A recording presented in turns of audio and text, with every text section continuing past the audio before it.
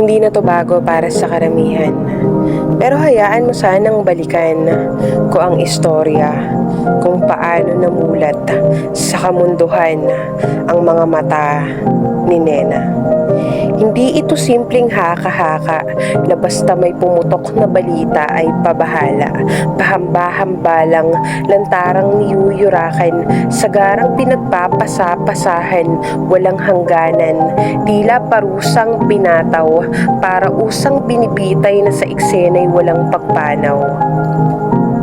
Musmos pa lamang, si amang ang kasakasamang naiiwan sa tahanan, panganay sa magkakapatid, at hindi lingid sa kaalamang, ang inay noong dalagay na anakan, ang bungay ako, na tumayong pangalawang ina, sa mga supling na taunay iniluluwal niya. Lingguhan ng pag-uwi ni inay, dito kami nasanay, kasambahay ang kanyang hanap buhay. Si itay, kadalasay walang trabaho, maghapong nakaupo, madalas sa kaibigan at sa alak nagpapakalango. Sa mura kong pag-iisip, labis na nalilito. Sa edad na 13, dito nagsimula ang kalbaryo ko. Si amang sa kurtina'y sumisilip, napapadalas ito. Sa kanyang kandungan pinipilit na palaging maupo. Direksyon ng hangin pumihit, dito na pagtanto. Dati-rati wala lang, kami pinapabayaan, dinadaan-daanan, nilalagpas-lagpasan. Isang gabi nagulat, si amang amoy alak, ang kumot ko'y binuklat.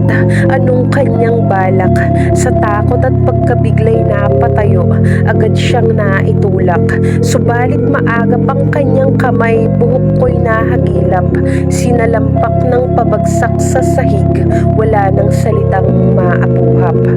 Gumapang ang kilabot, habang palad niya'y may pilit na inaabot.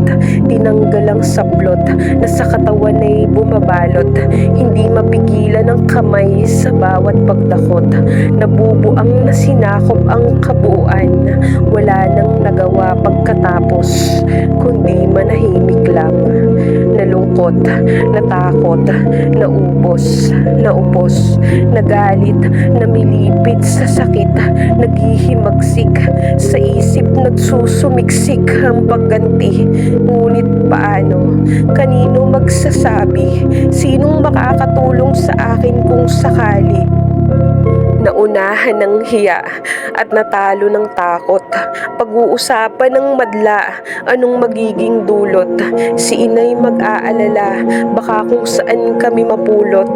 Paano ba mag-uumpisa kung hindi na maitutuwid pa ang gusot? Sinarili ang pangyayari, napadalas na niyayari. Hindi pa nakontento, nagsama ng kadugo. Inang kinatila pag-aari, nadarama ay hindi na mawari. Paulit-ulit ang impyerno, sinusunog ng buo. Pinagkatiwala ang demonyo, sa kasalanay binubuyo. Inay, hindi ko nakaya. Ang iyong kinakasama sa sarili ay nawawala na. Hindi ko na mabilang kung ilang beses nilang ginawa. Wala akong magawa. May takip sa bibig at hindi makapagsalita. Pinipiringan ng mga mata sa katotohanang mali ang ginagawa nila.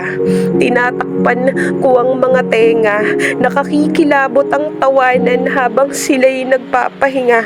Hindi ako makahinga, ninanais na maglaho na, ayoko nang humiga, nakikita sa ibabaw ang kanilang mga mukha. Walang pagsisising mababakas at paniguradong bukas, ito pa rin ang senaryo, kalbaryo, walang hangganan, tila parusang pinataw, para usang binibitay na sa eksena'y walang pagpanaw.